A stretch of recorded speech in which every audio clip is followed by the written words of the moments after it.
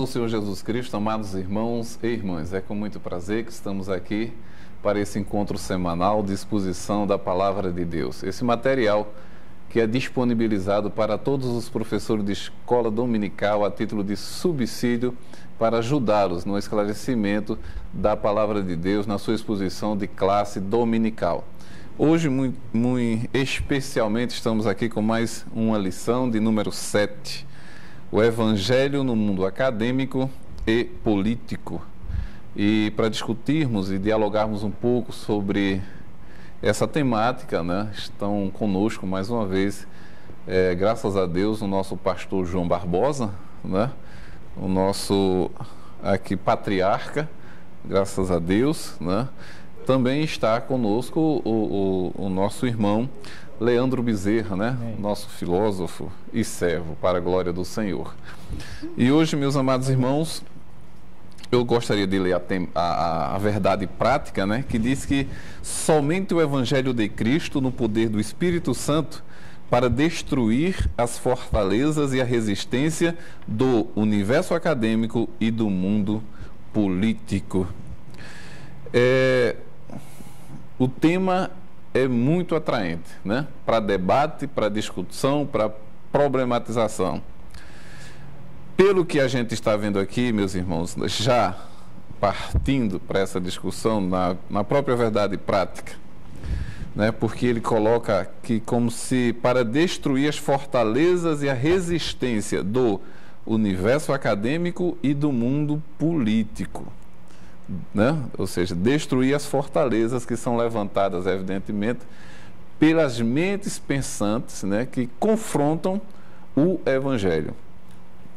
Na nossa lição serão usados aqui dois modelos, né, de estadistas, tanto no mundo político como no mundo acadêmico.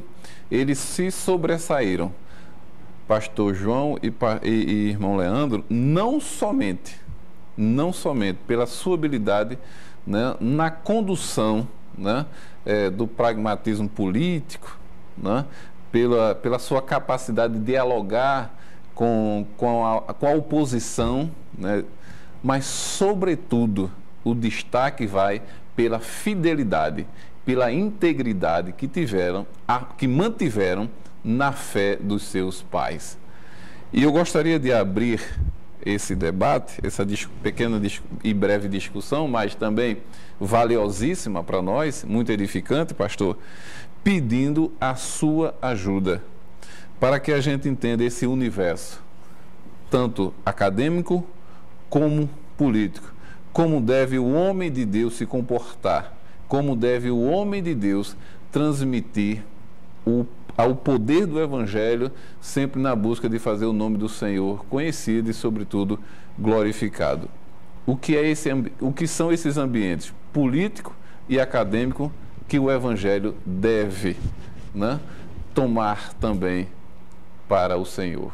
Como é que o senhor vê esses ambientes? Eu acho que a Bíblia, ela nos mostra, nos indica o caminho, digamos assim, para que podemos transitar bem entre esse meio acadêmico e político, com desenvoltura, sem nenhuma complicação. A luz do texto bíblico é muito amplo, aliás, nas Escrituras, e são muitos os homens de Deus que viveram e serviram a reis perversos e mau. E eram homens fiéis a Deus. Um exemplo disso é um homem chamado Obadias. Era um capitão que servia no exército de Acabe, esposo da ímpia Jezabel, filha de Etibaal, rei dos Sidônios, e era um homem fiel a Deus. E usava a sua influência e o seu poder para ajudar homens de Deus perseguidos pela corte, para livrá-los da morte. da tortura, do cárcere privado e etc. E aquele homem se tornou uma bênção naquele tempo, tanto para o próprio rei, apesar de ser ímpio, como para aqueles a quem ele ajudava. Mas, se a gente voltar no tempo, nós vamos, o que poderíamos falar acerca de José? Que, jovem na corte de Faraó, e não venha me dizer que José não teve alguma instrução no reino de Mênfis. Com certeza teve. O que dizer de Moisés, cuja história é conhecidíssima de todos, e o trato que ele recebeu das autoridades, e cotado para se sentar na cadeira do rei. Mas a Bíblia diz que ele preferiu o vitupério de Cristo do que por um pouco de tempo sentiu o gosto do pecado. Então a gente vai verificar que existiu muitos homens doutos que também eram servos de Deus. A ideia de que a universidade corrompe o jovem crente e se ele for para lá será corrompido, esse é um mito. Isso não é real. Se ele for fiel a Deus e tiver Deus no seu coração, fizer como fez Daniel.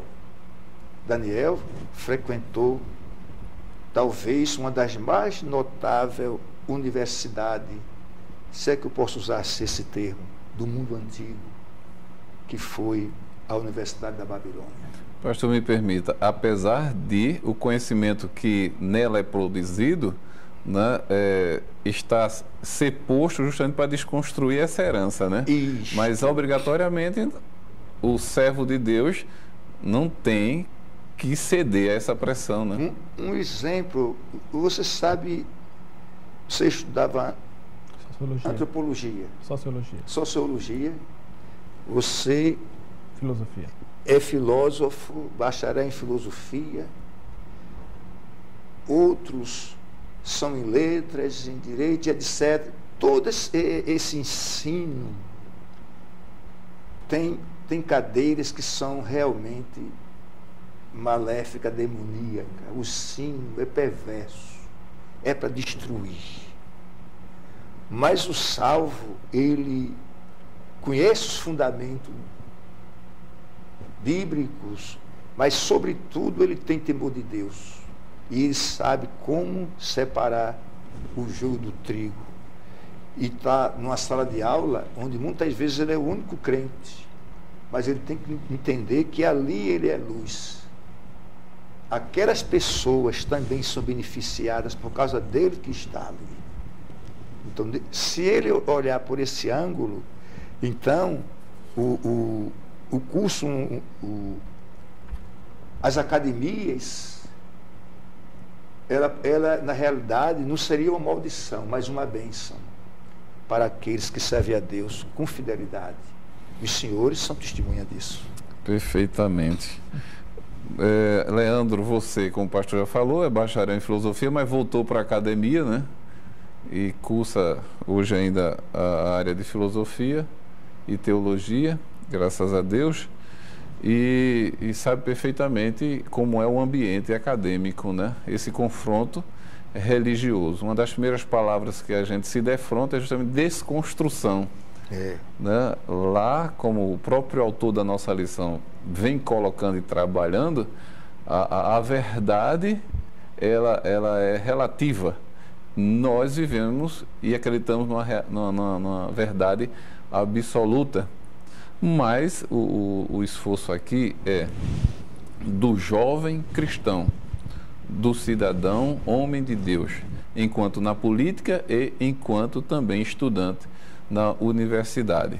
Como ele, ou seja, quais seriam os primeiros conselhos ou os fundamentais conselhos que você poderia dar para que o jovem, né, que você está experimentando novamente essa experiência, na academia, ele evangelizar, qual a melhor forma de evangelizar na academia, né, antes de entrarmos em qualquer outro ponto, né, e também na política. Qual seria, se existe uma forma, né, qual seria ela então a melhor maneira de levar o Evangelho para essas áreas, já que hoje temos um cenário de total oposição às verdades bíblicas? Muito bem, Marcelo. Eu quero desde já agradecer mais uma vez a oportunidade de estar aqui comentando temas importantes da lição bíblica da Escola Dominical.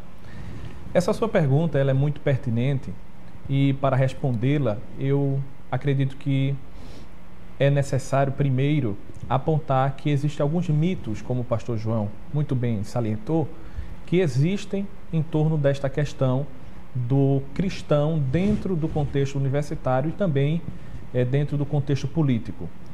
Muitas pessoas pensam que o cristão ele não deve estar envolvido nos contextos universitários e políticos, porque por alguma razão se divulga por aí que o cristão ele não é um lugar incompatível com o cristianismo, ou ele vai perder a sua fé, vai se corromper, ou ele vai se corromper. Na verdade, essa ideia, ela não, como o pastor João fez referência, ela não tem sentido, ela não é verdadeira. Muito pelo contrário, o cristão ele deve ocupar espaços. Porque se o cristão ele não ocupar espaços, vai haver alguém que vai ocupar esse espaço. E se o cristão não ocupar os espaços universitários e políticos da sociedade, alguém com outro tipo de visão de mundo, com outra cosmovisão, ocupará esses espaços. E é a partir desses espaços que saem as ideias que vão, digamos assim, nortear e influenciar a sociedade. Uma revolução cultural, ela, por incrível que pareça, ela nasce a partir da academia. São intelectuais reunidos, baseados em falsos pressupostos, em ideologias, como o pastor disse, diabólicas, totalmente falhas do ponto de vista lógico, metafísico, político, econômico e assim por diante. E montam suas estratégias, ainda na academia, para dar estratégia para os agentes pragmáticos, como você falou.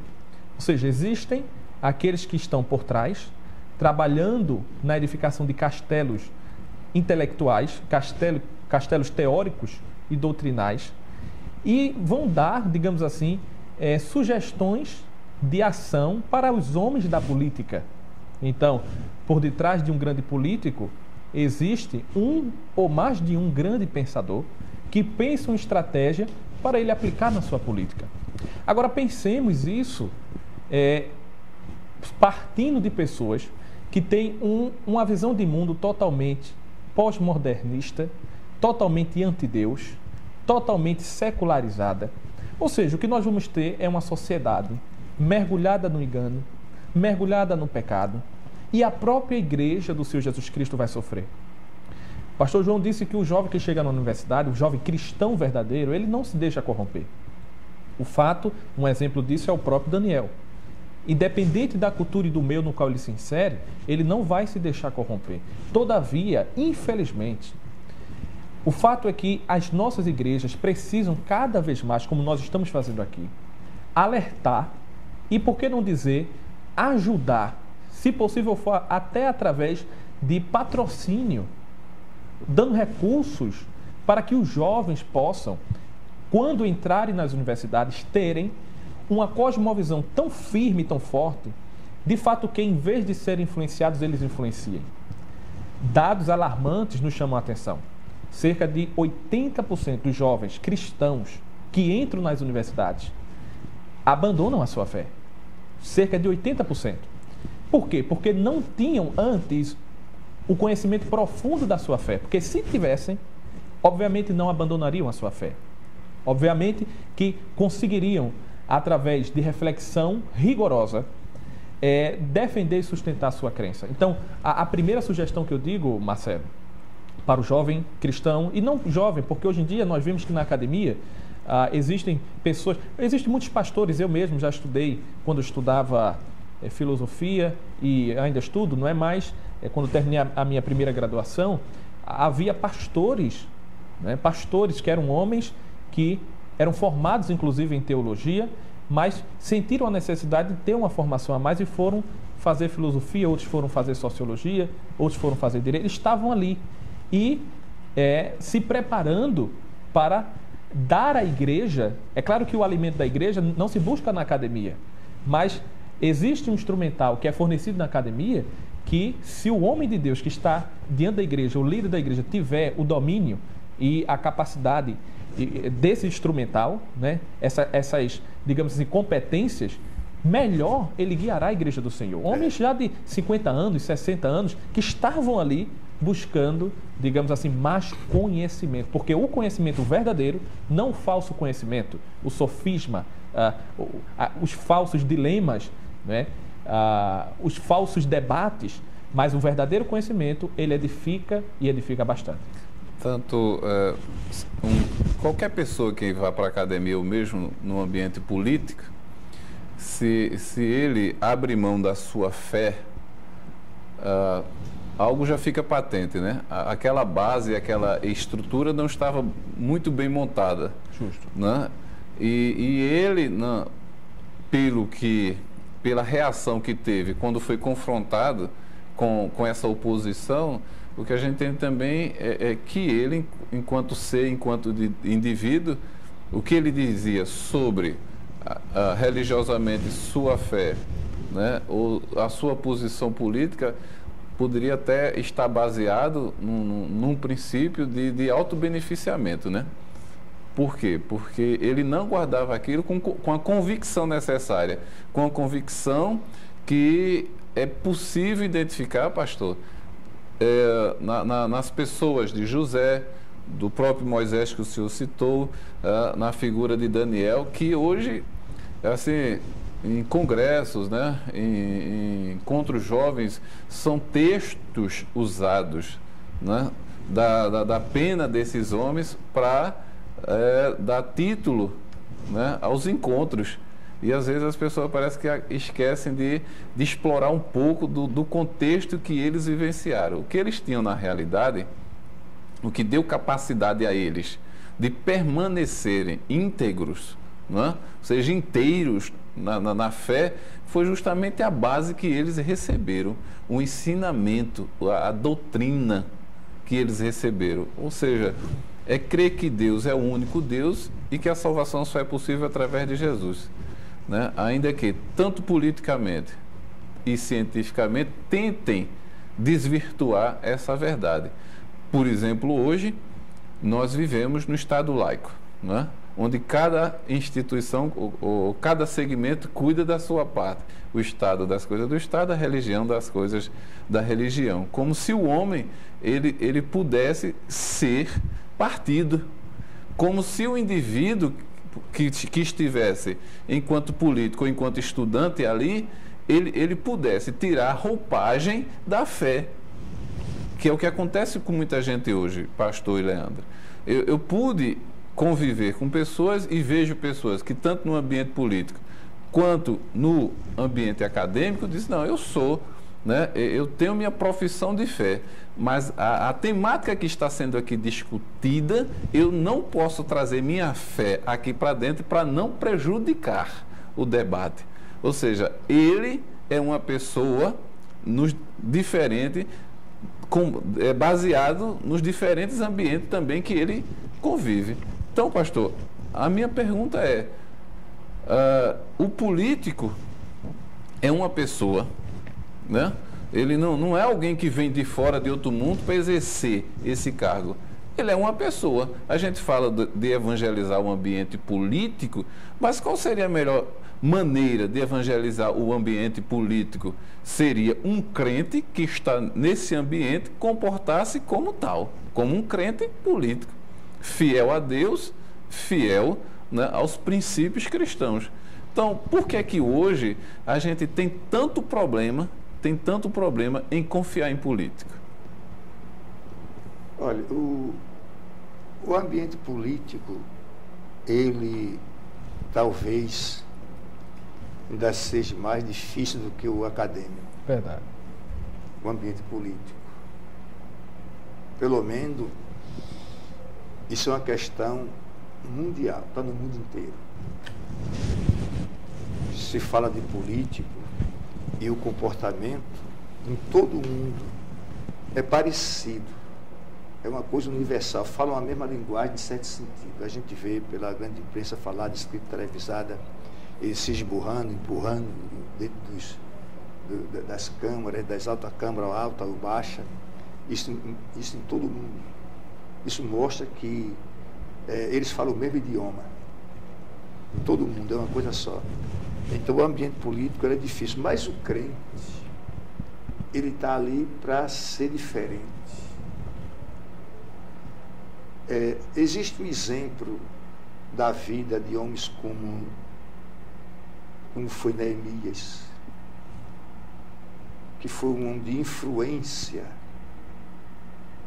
no reino dos persas. O próprio Daniel, já na velhice, mas ele era um marco. Quando as coisas ficavam difíceis, tem um homem aqui, o hebreu, que no tempo do teu pai dizia para o rei, ele resolveu um dos problemas difíceis aqui. Será que não era hora de se consultar esse homem? E o rei tentou corrompê-lo com dádivas, com isso, e ele disse, fica para tu, com tudo isso para tu, eu não quero nada seu. Mas eu vou dizer a leitura que eu estou lendo aí, como ela que está escrito. Que Deus tem passado de ti o teu reino e acabou-se. Ainda hoje, entre os persas, está lá o sepulcro de Daniel. E o sepulcro da grande mãe Ester, que foram pessoas que deram testemunho em terra estranha, em sentido bíblico. Terra estranha é quando você está entre pessoas que não são fiéis a Deus. E você vai dar o seu testemunho como de crente em Cristo. Mesmo que você possa ser criticado ou zombado, mas a sua conduta, com o tempo, vai passar a ser respeitada. Nós vimos há tempos atrás, há alguns anos atrás, faz tantos anos assim, um escândalo que houve na capital da República, numa das casas dos parlamentos ali, do Congresso. Não foi do Congresso Nacional, foi dali dos ministérios. Da local ali, do Distrito Federal, daquelas câmaras distrital, né? E uma reunião onde vereadores, não sei se era deputado estadual, o que era aquilo lá, fazendo uma oração de agradecimento a Deus quando cada um recebeu um pacote de dinheiro de propina. Quer dizer, isso é um desvio. Então, o perigo da política reside nisto aí, que são pessoas que estão ali na igreja, mas são pessoas que são muito fracas.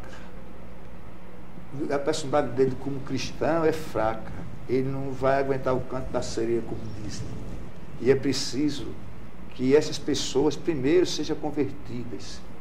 E tem uma missão, que ele vai para lá saber que ele tem uma missão dada por Deus para desenvolver naquele ambiente. Se ele fizer isso, tanto na universidade, como nas câmaras, onde ele chegar, ele vai dar um testemunho de crente em Cristo e vai ser respeitado por todos ali. Pastor João, me permita, o senhor falou isso.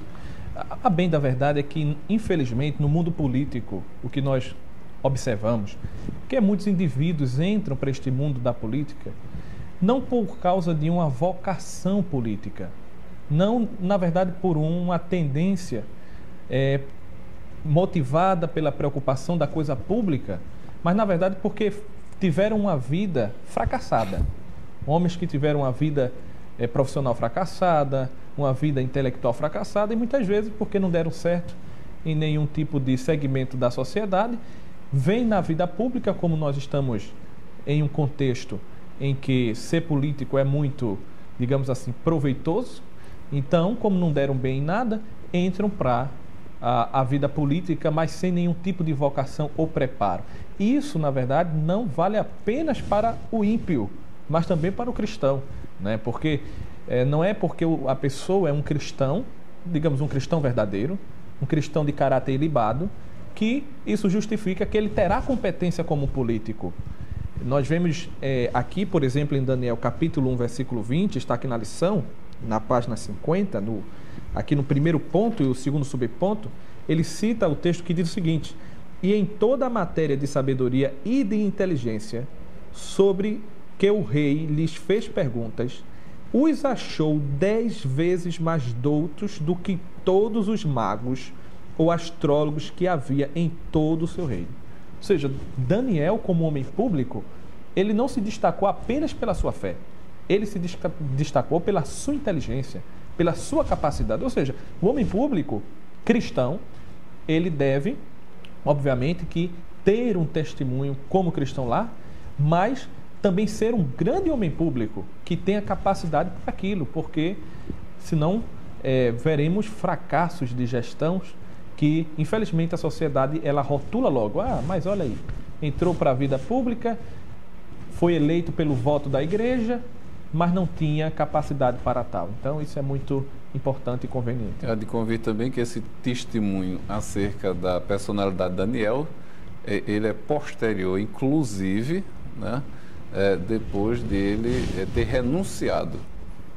Ele abriu mão, né, de algumas oferendas do rei, né? Então, por isso que ele foi bem sucedido também. Ou seja, nesse caso aí, com certeza, ele abre mão de algumas ofertas em função da sua fé, né?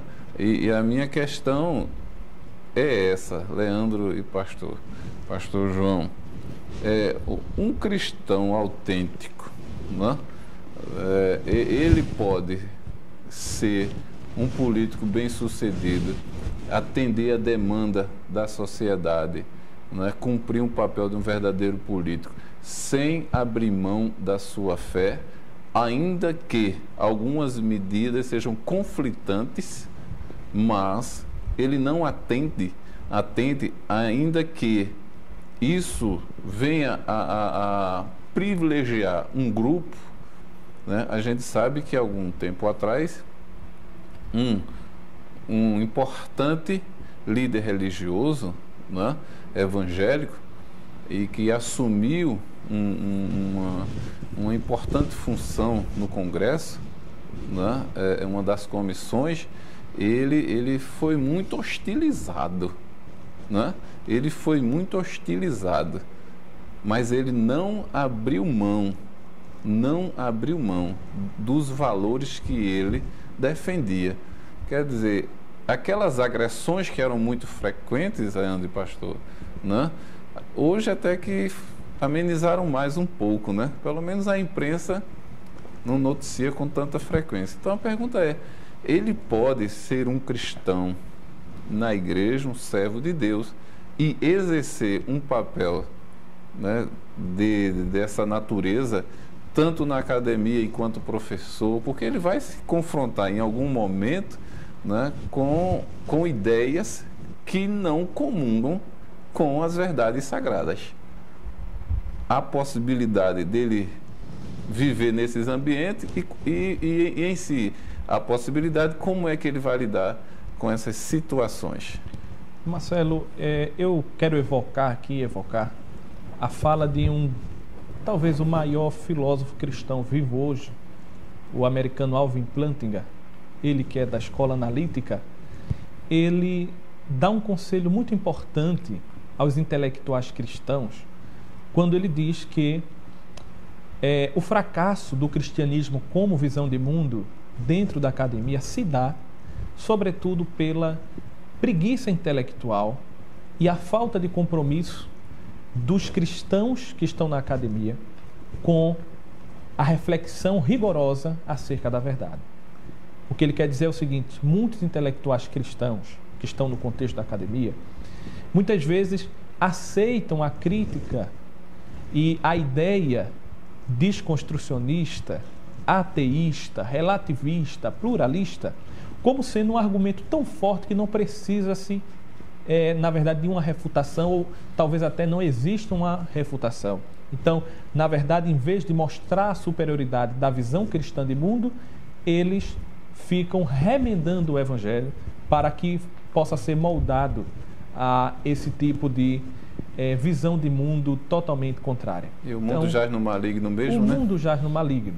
O próprio Plantinga, ele diz o seguinte: os filósofos cristãos, os intelectuais cristãos como um todo, na verdade, não precisam se curvar diante do espírito vigente hoje na universidade, na academia e no meio intelectual. Isso também serve para a política.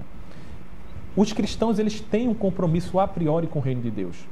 Sejam intelectuais ou sejam políticos. Eles têm um compromisso com o reino de Deus. O cristão, independente se ele for um intelectual ou um político, ele já tem um compromisso com o reino de Deus. Agora, se ele é um intelectual ou um político, este compromisso com o reino de Deus deve ser traduzido naquela área de atuação. Então, os cristãos intelectuais, eles não precisam, na verdade, se curvar diante dos outros cristãos. Na verdade, eles apenas precisam mostrar a superioridade do cristianismo e mostrar isso de forma rigorosa. Em relação aos políticos, se é possível um político cristão manter-se fiel aos seus valores dentro do mundo político, eu diria que sim. É muito possível e nós temos evidências claras disso.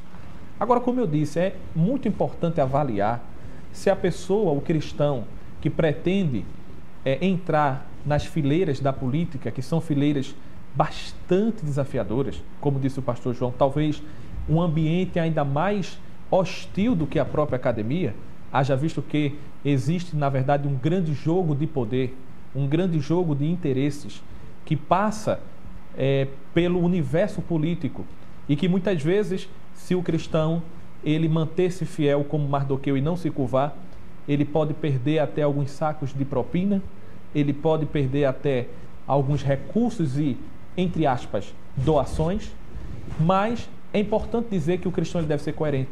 Ele entra para o mundo político com um compromisso com o reino de Deus e permanece no mundo político mantendo esse compromisso com o reino de Deus. Ele não é alguém que está no mundo político por um acaso, porque ele fracassou na vida profissional, fracassou na sua família, fracassou na sua vida intelectual e agora entrou para a política para fazer dinheiro. Nada disso. Ele tem que ter um espírito, uma vocação para a coisa e como cristão ele deve glorificar a Deus naquele lugar. É importante também dizer que o homem político, é importante desmistificar isso aqui, o homem cristão político, ele não é apenas alguém comprometido com valores, porque o político é, por definição, um homem da prática, é o homem da pragmática, é o homem da ação. Como eu disse, os políticos, na verdade, eles se norteiam por intelectuais que estão por trás deles. E eles, na verdade, são homens da prática. Então, o que adianta, por exemplo, um político cristão ser coerente com seus valores? Imagine que vamos aqui fazer o recorte da área legislativa.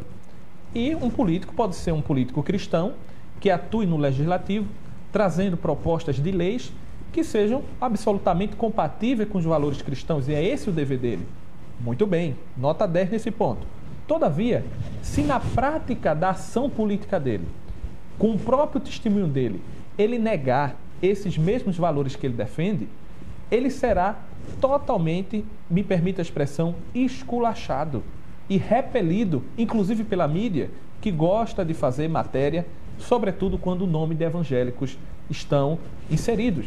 Então, fulano é muito coerente com seus valores, nas suas propostas, digamos assim, de leis, mas na atuação dele, ele ora por outro, está recebendo uma vantagem aqui e acolá, né? Está fazendo oração, agradecendo a Deus por conta de propina, ou seja, isso vai desmoralizar a fé cristã. Então, o homem político, ele pode ser fiel a Deus, agora tem que levar em consideração cada um desses pontos. É uma pedra de tropeço, né? Na realidade. Olha, aproveitando aí a deixa aqui do Leandro, o problema é o seguinte, as ofertas, seja na universidade, seja na política, que o crente, que o cristão é sediado para aceitar certos conluios ou participar de certas negociatas corrupta, e ele é criticado quando não aceita, mas elogiado a princípio quando ele cede. Você é diferente. É um cristão que eu tenho moderno. conhecido, você é uma pessoa da atualidade, sabe conviver aqui entre nós. Isso é diferente, isso no início. Quando ele cair naquele calabouço que tiver até o pescoço, essas mesmas pessoas vão acusá-lo publicamente para terminar de destruí-lo, enlameá-lo e jogá-lo na miséria, ao escárnio, vamos dizer assim. Ostracismo. Eles fazem isso para destruir. Então ele precisa ter em mente, quando a gente lê que Daniel recusou as iguarias, essas iguarias, hoje o que seria isto? São as ofertas do mundo, os seus atrativos, os seus conchavos.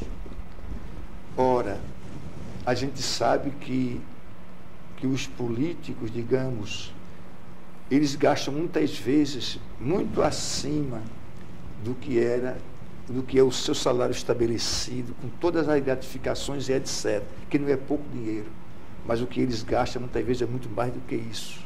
E de onde vem isto, né? Então, muitas vezes, o cristão, crente, o homem crente ali, para passar períodos ali dentro e sair dali de cabeça erguida, é muito pouco. É muito pouco. Não é fácil. É preciso verdadeiramente que ele tenha tido antes o ensino dos seus pais, antes de ir para aquele lugar. E guardou consigo aquela palavra. Como dizia o salmista, escondi a tua palavra no meu coração para eu não pecar contra ti. Porque os atrativos do mundo, já chamamos de atrativos, é fácil se seguir, mas o seu resultado, o seu final é muito ruim. Pastor, a gente sabe que tanto no universo acadêmico quanto no político, né, você intervir com um trabalho evangelístico, usando um modelo que a gente usa para as ruas, talvez não surtisse o efeito, né, desejado. Então, se nós estamos dentro do meio político, por exemplo, a gente, vamos fazer o quê? Distribuir Bíblias, entregar literaturas, né, aqueles textos fragmentados das Sagradas Escrituras com a mensagem de salvação, né, fazer cruzadas.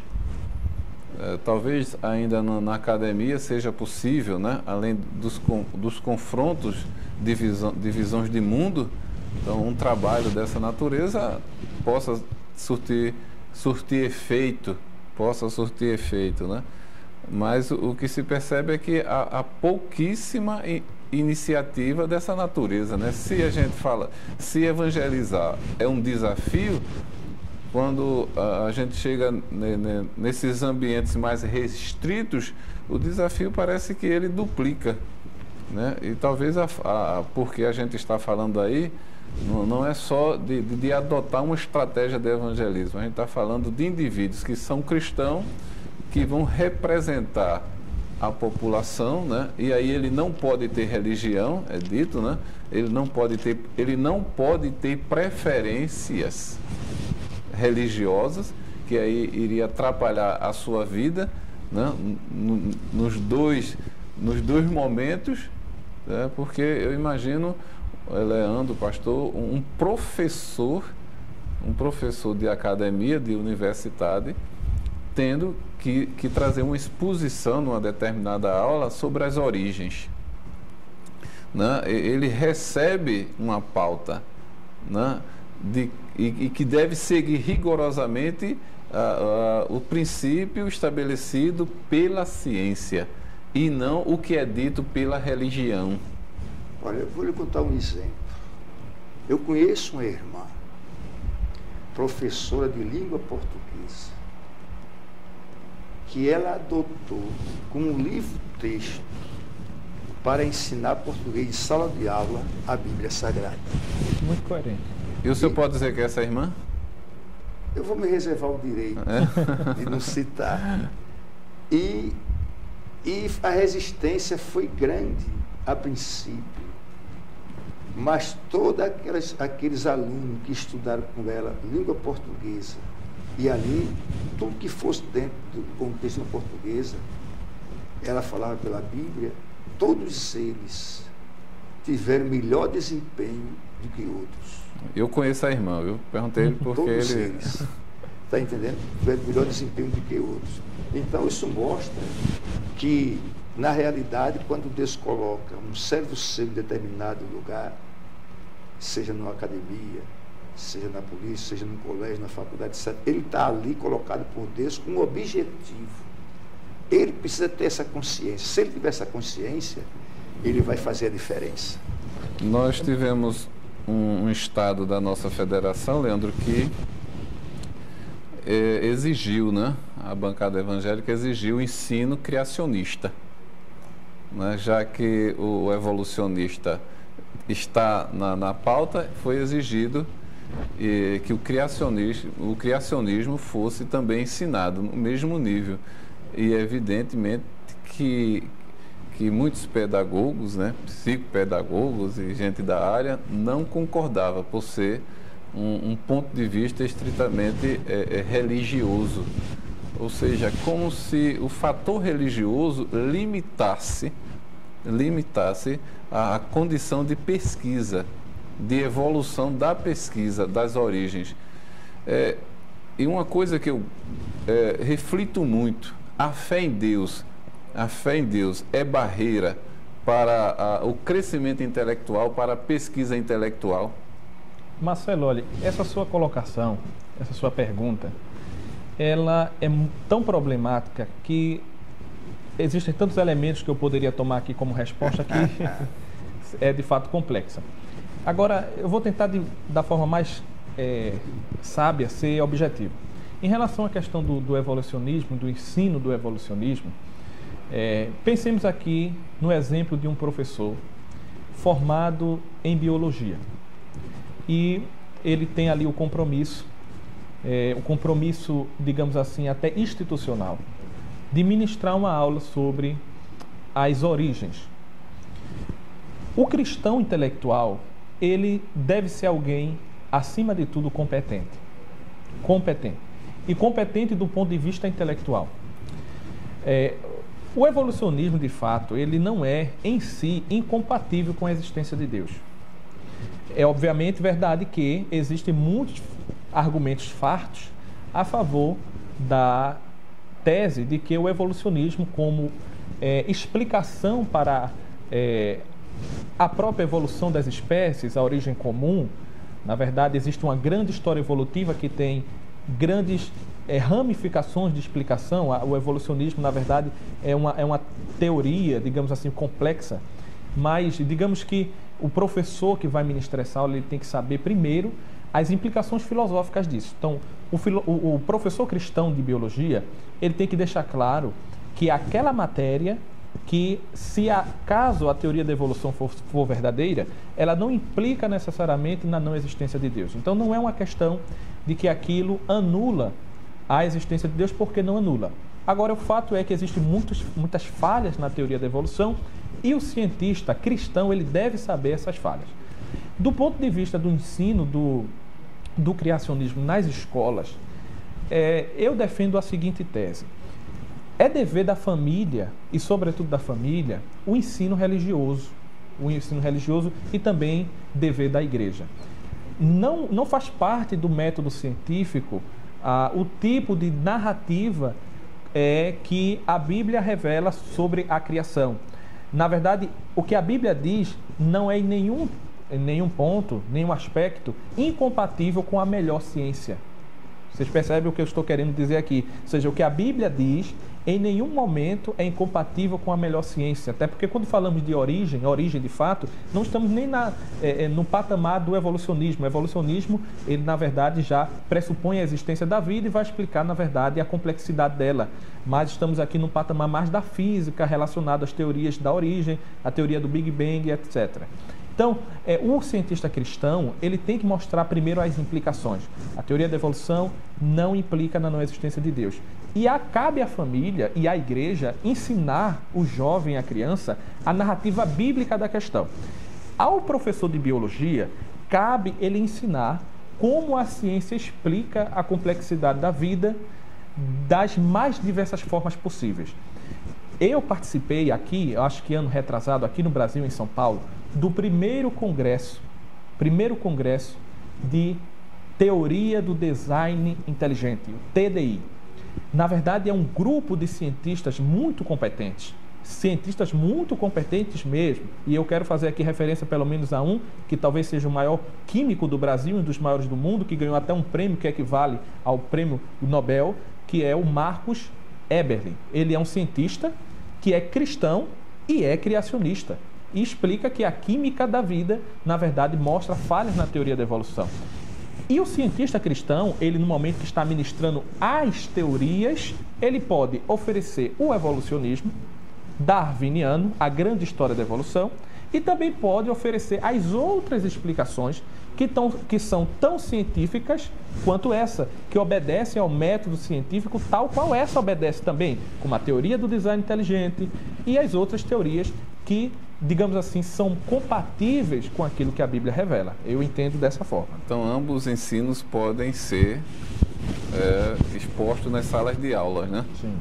Não há problema. Agora, algum. O grande Marcelo, problema que eu quero dizer é que o criacionismo que tem sido colocado, ele tem surgido com um teor doutrinário, né? Dogmatizado. Justamente. É por isso, quando ele diz assim, que Justamente. não aceita a perspectiva criacionista, por quê? Porque ele já incorporou o teor dogmático, né? Justamente, Talvez por isso. Não, a ciência dogmática, ela é muito pior do que a religião dogmática. A verdade é que muitos cientistas, na verdade eu não vou dizer cientistas, porque uma pessoa que tem uma graduação em biologia, um professor numa escola primária ou até de ensino médio, ele não é de fato um cientista, ele é um pesquisador no máximo daquela matéria e um professor.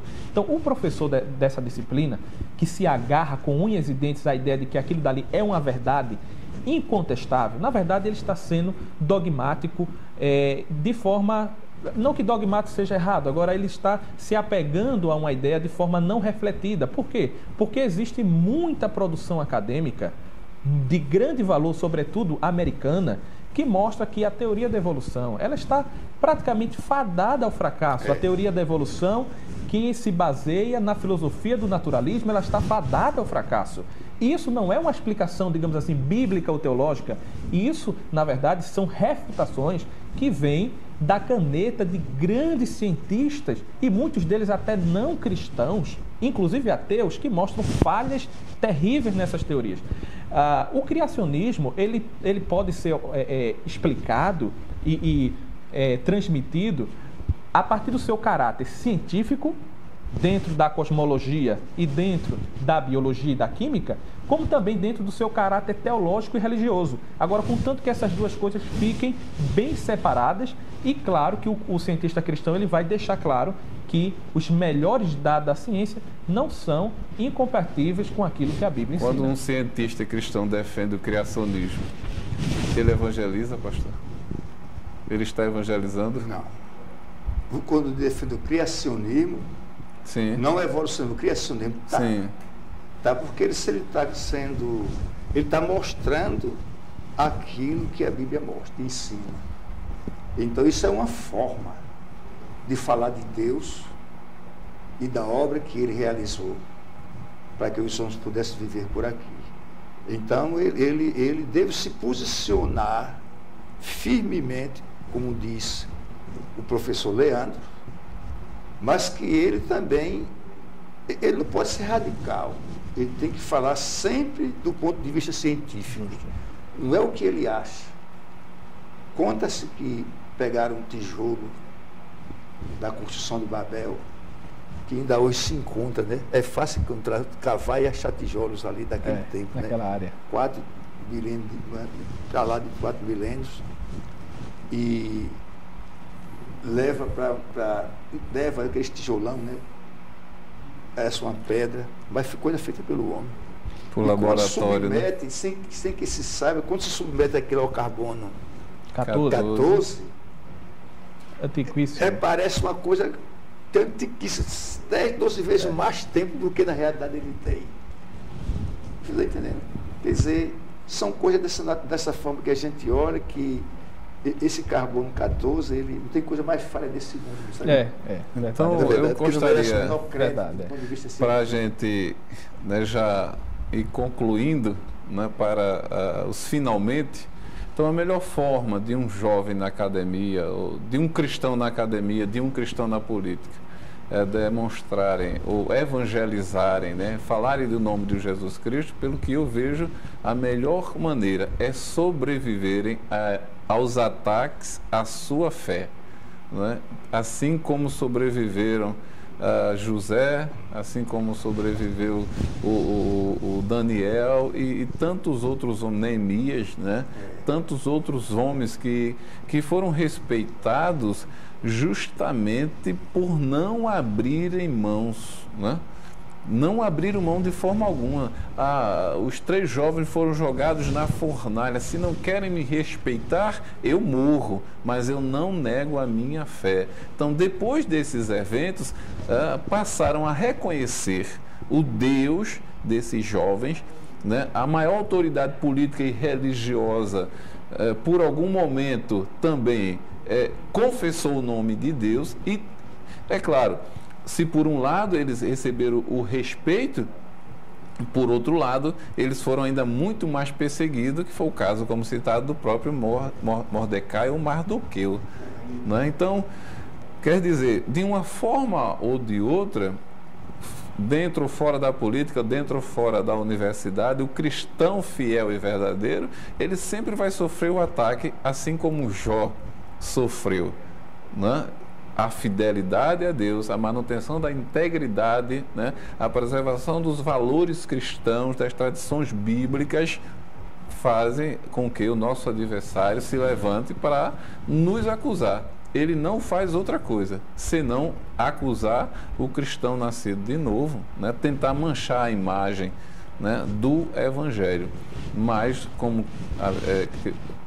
Leandro mesmo já colocou em uma das suas falas, nós temos que ocupar os espaços sem mudar, né, a nossa maneira de crer, sem mudar a nossa fé, sem ter que negar nossos valores e abraçar, né, esses outros princípios que são anticristãos que têm surgido. Então, eu agradeço a Deus por esse momento, né? E peço aos irmãos que deixem assim suas considerações finais. Irmão Leandro. Muito bem, Marcelo. Eu queria, nas minhas considerações finais, apenas retomando o que eu falei para a gente concluir, dizer que o professor cristão, ele pode também se posicionar. Ele se posiciona e, na verdade, é um dever dele. Agora, para que ele possa se posicionar, ele deve ter um nível razoável de reflexão e deve estar amparado por um horizonte, digamos assim, relevante de bibliografia.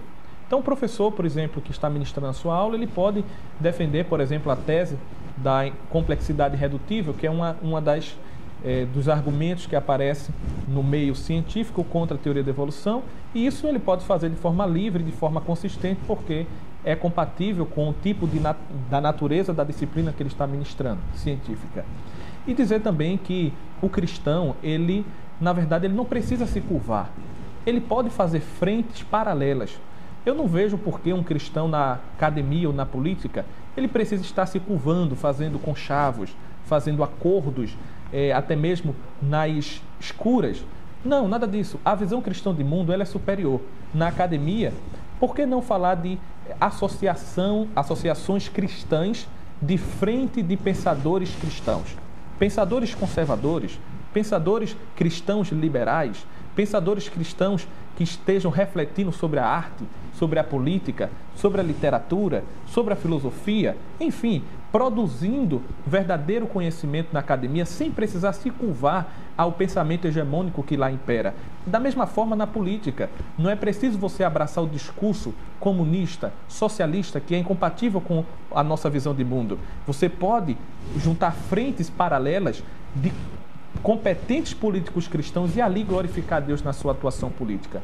Eu acredito que, para concluir, que a forma mais adequada do cristão evangelizar na academia é evangelizar no momento mesmo em que ele faz uma defesa da fé. Ou seja, a evangelização e a apologética, ela quase que se confunde nesse nível. E nós defendemos que existem várias formas de apologética. Existe a chamada apologética clássica, a apologética evidencialista, a apologética pressuposicionalista, que acontece muito entre os calvinistas, e vários níveis de apologética. Mas, independente da forma de apologética que o cristão ele defende, que ele possa, aonde for que ele estiver, aonde quer que ele estiver, ele possa contribuir com o reino de Deus e com a glorificação do nome de Cristo. Esta é a minha dica.